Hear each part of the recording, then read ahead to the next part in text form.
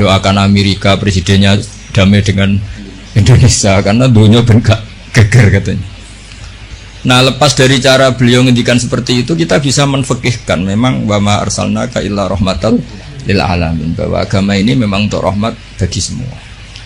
Nah, maksud saya bisa matur ini ke Habib Bidin, ke keluarga, bahwa penafsir standar itu kedah wonten supaya nanti tidak versinya yang murat-marit, karena kita punya pengalaman kan sebesar Rasulullah saja nyuwun sewu terjadi hadis apa maudhu ya, jadi harus dikawal secara apa ilmu. Siapa yang ya tentu yang paling kita dengar ya yang masyhur itu ya Habib Umar lah misalnya, yang di luar keluarga Kudus ada Habib Umar, ada Habib Lutfi, orang-orang. Dan tapi apapun itu kita ini juga membantu secara fikih dalam menafsirkan itu, bahwa ketika beliau dekat dengan Umaro tidak untuk khadun nafsi, tidak untuk jam ilmal, tidak untuk menang-menangan, tidak untuk jam ilmal, tapi untuk limaslahatil amah, untuk kemaslahatan apa bersama, untuk umum. Apalagi tadi saya dengar sendiri dari Habib Bidin, nanti ketika Habib Ja'far jadi ikon di makam Peloso juga keluarga ada minta tadi. Artinya tidak minta itu ya memang kita sudah dilatih untuk ikhlas itu. Soal nanti nyuwun sewu manajemen makom karena mungkin kebanyakan hasilnya terus mikir untuk pondok tahfidz nggih monggo, tapi itu tidak dari keluarga tapi murni dari apa? Manajemen yang ya kelolaan kelurahan sendiri. Kalau kita sendiri enggak. Terus yang ketiga bahwa sejarah orang-orang soleh memang harus dimaklumatkan supaya orang itu masih ingat Allah dan Rasul. Jadi saya sering baca di kitab-kitab awwalu hadaddin al-i'lam. Pertama agama ini muncul karena dimaklumatkan. Sehingga Rasulullah ketika rawuh dawi Gua Hira, beliau pertama itu naik gunung Sofa terus memaklumatkan kalau beliau itu nabi dengan semangat asyhadu alla ilaha illallah wa asyhadu anna muhammadar rasulullah. Nah, Habib Ja'far dengan segala keterkenalan majdzubnya, beliau ngendikan tuh mesti diulang-ulang syahadat wali-wali yang sudah kabundut. Mungkin kalau Anda dengarkan itu mungkin biasa, mungkin karena tidak wali, itu yang jelas itu. Kedua ada ahli fikih, tapi kita yang ahli fikih itu ngerti wali-wali sudah kabundut kalau nggak disebut lagi ya lupa, apalagi artis. Cuma Habib Ja'far caranya seperti itu. Beliau sering memberi hadiah Fatihah, karena orang sekarang itu belanja demi belanja gambarnya artis, lihat film dan apalnya tokoh-tokoh film sampai yang di luar negeri juga hafal, tapi wali-wali yang sudah kabudut dah hafal. Nah, semangat beliau menyebut itu ada filosofinya. Itu yang nggak wali pasti tidak paham, yang nggak ahli fikih yang nggak paham, malah geremeng kadang. Di bulan beleni maksudnya ini serabakat soleh lah yang seperti ini, semoga tobat kan. Jadi itu ada teorinya. Quran sendiri ceritanya juga yang diulang-ulang. Jadi itu ada filosofinya. Itu kan sama dengan semua kiai meskipun monoton selalu bilang wa ala alihi wa sahbihi ajmain. Kata ajmain ini penting karena ciri khas ahli sunnah itu menghormati semua sahabat. Kata wa alihi juga penting karena ciri khas ahli sunnah itu menghormati alun nabi. Makanya kata Basim Asy'ari wa nuhibbu ahlal bait wa nu'azzimu ahlal bait wa nu'azzimu jami'a ashabi Rasulillah. Ciri khas kita ahli sunnah adalah menghormati ahlul bait, memuliakan ahlul bait dan menghormati semua sahabat. Jadi kalimat ini seakan-akan diulang-ulang wa ala alihi washabihi ajmain, tapi ini maklumat sebuah akidah, maklumat sebuah ciri khas. Lah nanti kalau bangun makom juga diniati gini, ini maklumat bahwa bangsa kita menghormati wali, menghormati habib, bukan gagah-gagahan terus seperti itu ndak. Ma'adzallah min dzalik itu ndak akan, tapi sebagai ikon kita bangga, kita tabahi kalau dalam bahasa Arab dengan eksistensi Habib Ja'far. Jadi saya beberapa kali dengarin beliau ketika dengan Pak Jokowi, dengan Gus Ali, dengan Mbah Mun, terus terakhir dengan saya di sini, kenangan saya itu harus difekihkan. Jadi ketika beliau kesini biasanya dikawal dari Mapolda, kemarin saya juga melihat acara pemakaman. Saya pas itu baru datang dari Situbondo. Jadi semua itu harus difekihkan. Sehingga dalam fikih misalnya dijelaskan ketika Nabi nyurati raja-raja itu ila maliki qaisar, ila malikir rum, ila qaisar. Itu kata ulama-ulama, Nabi itu ngakui jabatan dunia. Buktinya raja-raja juga oleh Nabi dipanggil malik, dipanggil apa? Raja. Jadinya Nabi nggih kersa apa ngakui eksistensi hukum yang sedang apa? Yang sedang berlaku. Ya tentu tidak yang tidak yukhalif ya tidak bertentangan dengan syariat. Jadi saya mohon pilihan-pilihan beliau dekat dengan Kapolri, Presiden, atau dekat dengan Umaro, jangan ditafsirkan macam-macam, tapi tafsirkanlah bahwa semua ingin kita ini baik-baik saja, baik urusan yang terkait ulama maupun terkait apa?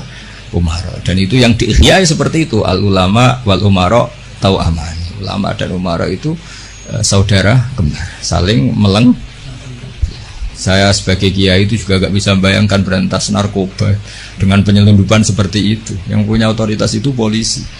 Kita gak bisa bayangkan kan seperti pemerkosaan, penggarungan, pembunuhan itu gak bisa bayangkan kalau gak ada apa? Polisi. Nah anggap saja Habib Ja'far itu ikrar bahwa kita ini butuh negara. Lah bahwa kita di sana sini ada kekurangan baik di aparat negara maupun di kita ya sudah al-insan makhlul khata' manusia. Tapi kaidah kita dalam fikih itu la yudraku kulluh la yudraku kulluh. Jadi kalau tidak bisa ideal jangan ditinggalkan sama sekali. Kita bernegara pasti tidak ideal, tapi kita butuh kekuatan untuk melawan penjahat, kekuatan untuk melawan pengedar narkoba, kekuatan yang bisa menangkap pemerkosa. Nah kekuatan-kekuatan itu adanya di kepolisian. Sama kita butuh kesejahteraan, benono sing mikir menteri keuangan, Menko apa. Kita butuh kesehatan ya ada yang mikir yaitu menteri kesehatan. Karena kalau sing mikir kiai terus bentuknya kadang-kadang kayak rondo jimat gitu. Nah sing ra tepak terus rondo dukun gitu. Jadi repotnya kesehatan kalau yang mikir kiai itu nak tepak ya dongo, nak ra tepak ya rondo gitu. Nah, jadi ini kulo suwun sekali saya mohon semohon-mohonnya sama keluarga Habib Ja'far, utamanya sama Habib Umar Al-Mutahhar yang beliau lama sekali di situ, sama pendereknya Habib Ridho Khirit ya. Habib Ridho Khirit. Saya tahu banyak beliau karena memang saya termasuk orang yang mencintai beliau. Coba tafsir-tafsir fikih ini kita hidupkan supaya enggak ada tafsir yang macam-macam gitu. Jadi boleh kasih saran? Iya gimana? Kalau saya ya kan Habib Ja'far mendingan jenengan. Ya kan? Mungkin kalau Habib Umar itu terlalu sibuk. Ya kan? Jangan punya orang yang bisa menulis sejarahnya Habib Ja'far. Jangan yang mengkoreksi. Oh ya, saya yang pokoknya yang bagian fikih insya Allah saya ikut bikinnya nanti. Nah, itu lebih bagus. Jadi versi-versi yang tadi kayak beliau dekat dengan Pak Jokowi, jangan dilihat karena Pak Jokowi presiden top. Bukan, dengan Pak Polisi pun, dengan camat pun, atau dengan rakyat kecil pun beliau. Jadi ini semuanya dalam konteks. Saya bersaksi ya Mbah Mun. Banyak orang bilang Mbah Mun sudah para wong presiden kan keren. Mbah Mun ditamoni KUA itu ya hormat. Ditamoni polisi, tentara yang kopral pun hormat. Cuma orang-orang hasut ngiranya agak tunggalnya nak para kebe presiden. Tapi kita kan bersaksi sebetulnya kan dengan siapapun beliau juga hormat. Jadi jadi nanti istilahnya kalau di buku sekarang itu testimoni. Jadi nanti yang kesaksian Habib Umar monggo, Yekidin monggo. Tapi nanti semua itu dikawal secara fikih. Karena kalau dikawal fikih ini awet. Saya beri contoh ya betapa pentingnya fikih. Rasulullah SAW itu kalau dahar itu sering di luar rumah. Dan cara dahar itu enggak priayi menurut ukuran orang-orang priayi. Orang priayi itu kalau dahar kan dinampan terus pakai sendok. Nabi itu dahar kayak umumnya orang. Tapi itu dianalisis sampai ada orang lewat tuh ini ngaku Nabi kok cara makan seperti itu. Tapi kata ulama-ulama itu penting sekali. Karena Nabi jadi Nabi setelah kecelakaan orang seperti Nabi Isa dituhankan. Jadi Nabi Isa itu saking sempurnanya, saking lembah lembutnya, justru kecelakaan dianggap Tuhan. Sehingga trauma dari itu Nabi itu sak urip-uripe, sak gesang-gesangnya menunjukkan kalau dia seorang manusia. Nanti sholat patang rokaat itu kali rokaat ditakdir dilupakan sama Allah supaya kelihatan basariahnya. Orang yang agak ngerti fikih dianggap nak dalam murah agak apa dianggap beda bakule ribet kan.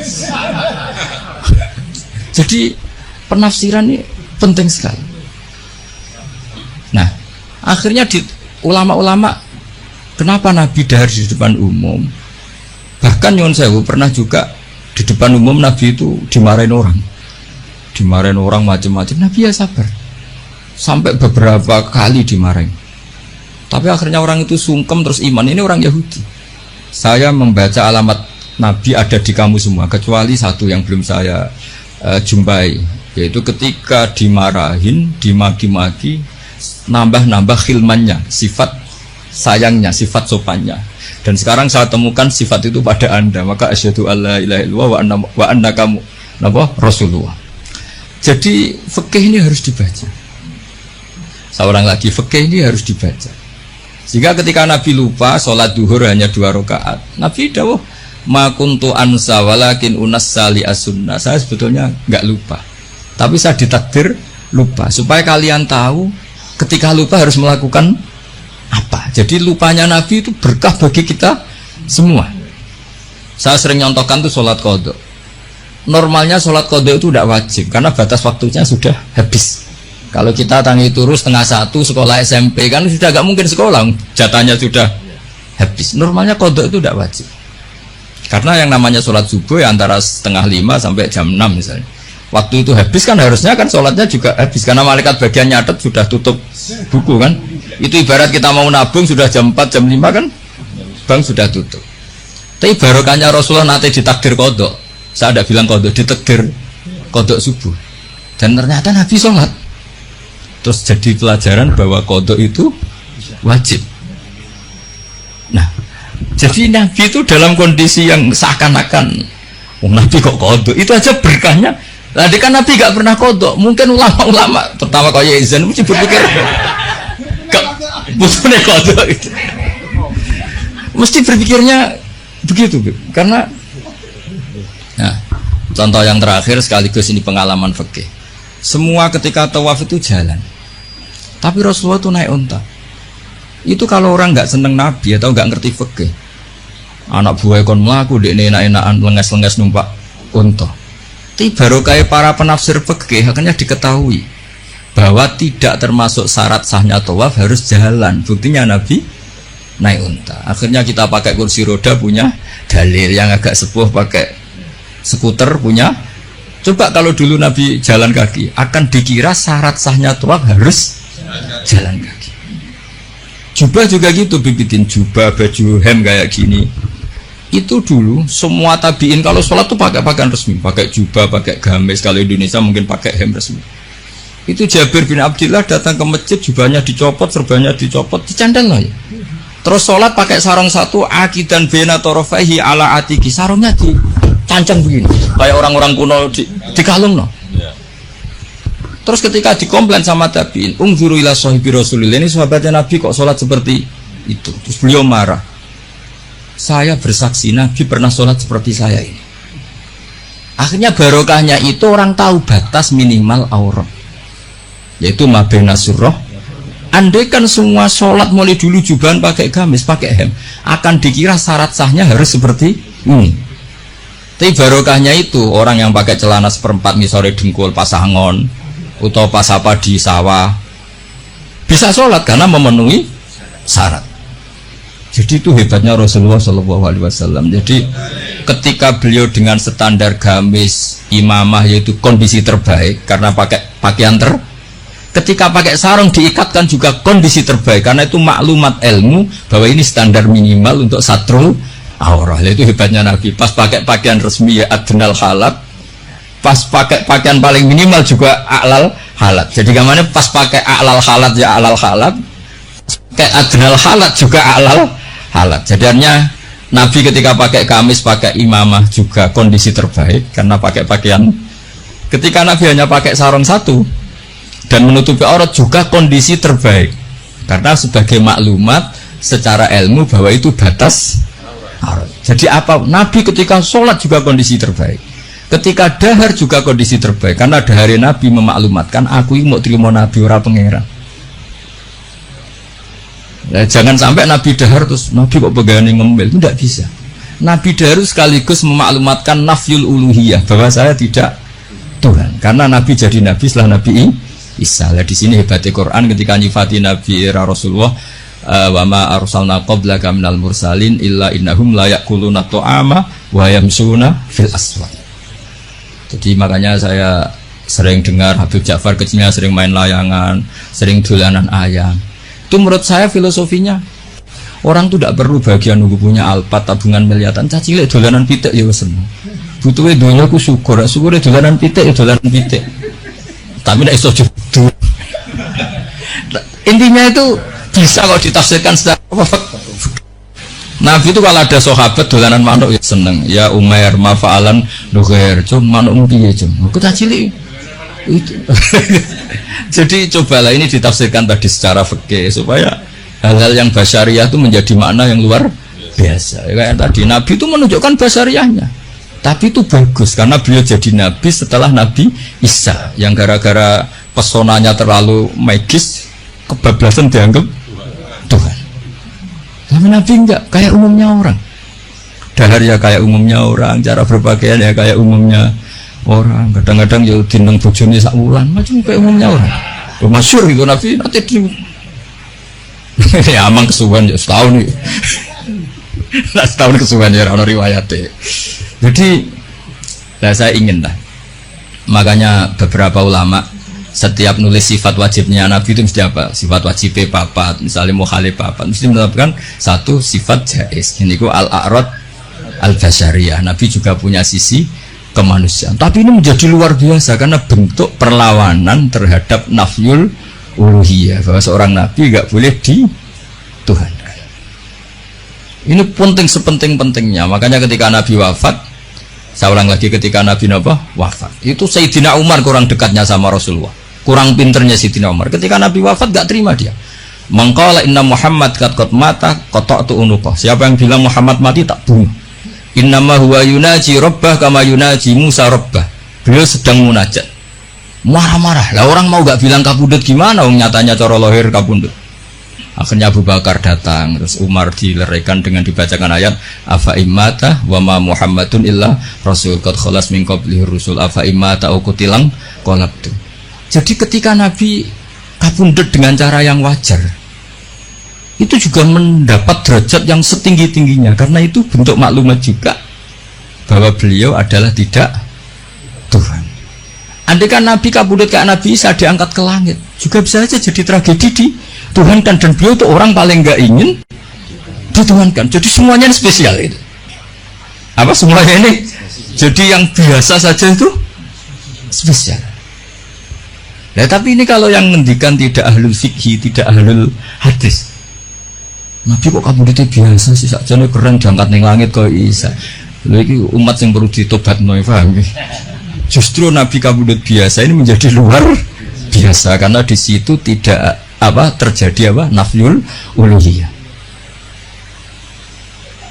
Jadi begitu juga nanti tentang Mbah Mun, Habib Ja'far, Mbah Arwani, Mbah Munawir, tokoh-tokoh yang basaria ini harus dijadikan ahwal yang luar biasa. Jadi misalnya kancanan wong cilik ya bentuk penghormatan pada wong cilik, kancanan wong gede ben ora hasud. Kadang ya ana wong gelem kancanan wong cilik ora gelem kancanan wong gede. Dikira zuhud aroi jebule hasud. Banyak gak yang seperti itu? Banyak banget tuh. Ada sing kancanan wong gede tok mau wong cilik. Ya ternyata sombong betul. Lah ini beliau-beliau ini teladan betul. Jare Habib Bidin ya Ja'far dolanan manuk perkutut ya suwen, dolanan pitik ya suwen. Artinya beliau-beliau itu orang yang gampang syukur. Orang kok senengnya ketika di istana saja atau ketemu presiden saja enggak.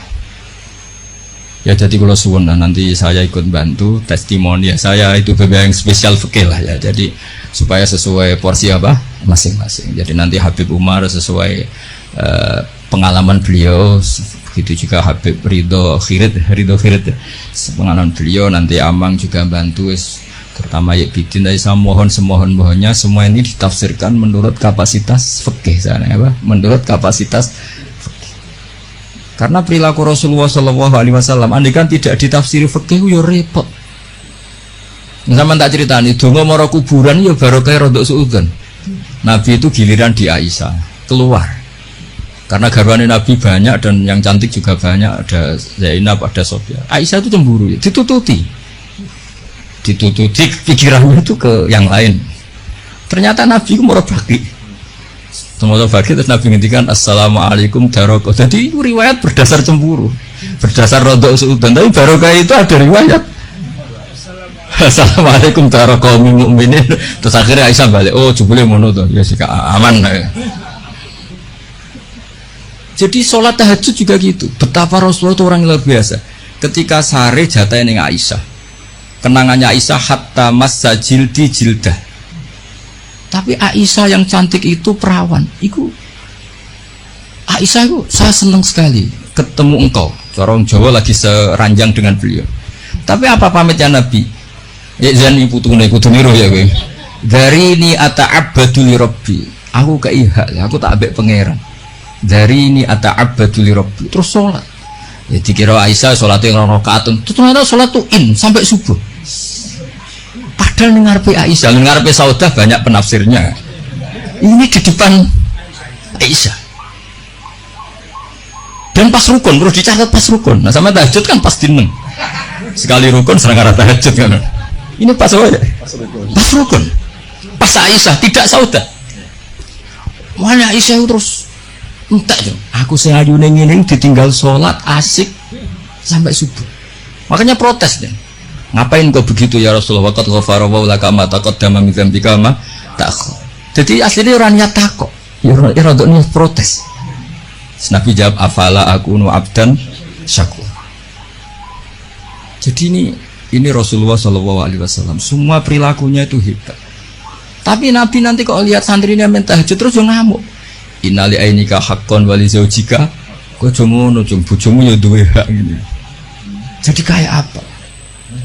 Jadi saya mohon jadi Nabi ketika adnal halat kayak pakaian tadi, pakai sarung dilipatkan itu namanya adnal halat, pakaian paling minim. Tapi itu secara ilmu menjadi a'lal halat karena menjadi ilmu bahwa pakaian aurat batasnya satu aurat hanya segitu. Andai kan Nabi selalu pakai jubah dan selalu pakai hem resmi, akan dikira syarat sahnya sholat harus sesempurna itu. Ya, saya ulang lagi ya, jadi ingat ya, Nabi ketika memilih adnal halat itu hakikatnya tetap a'lal halat. Jadi ketika Nabi biasa-biasa saja, tetap ini secara fikih hasilnya luar biasa. Karena di sini ada maklumat hukum. Ya begitu juga nyun sewu ketika Nabi lupa, sanukriuka fala tansa illa masyaallah. Andai kan Nabi tidak pernah lupa, Nabi kan pernah zuhur 2 rakaat. Terus beliau kondur setelah di pintu ada sahabat yang agak kurang peradaban karena masih baru lah. Aku siroti sholatu amnasita ya Rasulullah, ini sholat model qasar apa memang kau lupa? Sahabat-sahabat yang terpelajar Abu Bakar Umar kan tidak berani matur. Nabi masih jawab, kullu dzalika lam yakun, itu tidak ada semua. Hanya Nabi kembali ke mihrab. Ahakun maqalahu dzulyatin, tadi yang dikatakan dzulyatin apa benar? Iya ya Rasulullah, engkau tadi sholat 2. Sahabat yang kayak kula mun seneng, wah ini sholat duhur model baru, berarti mulai besok 2 rakaat dianggap nasah mansuh. Makanya kita tidak tanya karena inginnya itu memang nasah mansuh. Tapi apa yang terjadi? Nabi terus takbir nambahi 2. Nah, semenjak itu diketahui kalau sholat lupa, ya sudah tinggal nambah jumlah yang dia lupa. Jadi lupanya saja barokah. Jadi semua yang dilakukan Nabi lupanya saja barokah. Ditakdir kodok saja barokah. Termasuk dicurigai bojo, dikiting sampai itu ya barokah. Akhirnya ditemukan assalamualaikum daraqaumin mu'minin wa inna insyaallah bikum. Dan itu akhirnya yang jadi dalil tahlil. Saya punya kitab namanya itu Tajul A'ros fi Qutbi Habib Soleh bin Abdillah Al-Attas. Itu diantara dalilnya orang tahlilan atau baca Quran di kuburan. Itu dalilnya itu hadis itu. Hadhihi kalimatun ghairul Quran. Ini kalimat tidak Quran, yaitu assalamualaikum daraqaumin. Dan kalimat ini tanfaul mayyita. Karena Nabi tidak mungkin ngendikan sesuatu yang tidak ada gunanya. Kalau kalimat yang tidak Quran saja tanfaul mayyita, manfaati ke mayit, apalagi kalimatul Quran. Lagi-lagi barokah. Padahal itu peristiwanya dikiting tadi. Dicurigai tadi. Jadi saya mohon nanti buku tentang beliau itu segera diterbitkan keluarga dengan niat supaya versi itu tidak berseliweran. Sama seperti Rasulullah, akhirnya ada hadis sahih macam-macam. Kenapa ada hadis sahih? Supaya yang maudhu ini tidak berseliweran. Ya, ngaten mawon matur nuwun sanget. Assalamualaikum warahmatullahi wabarakatuh.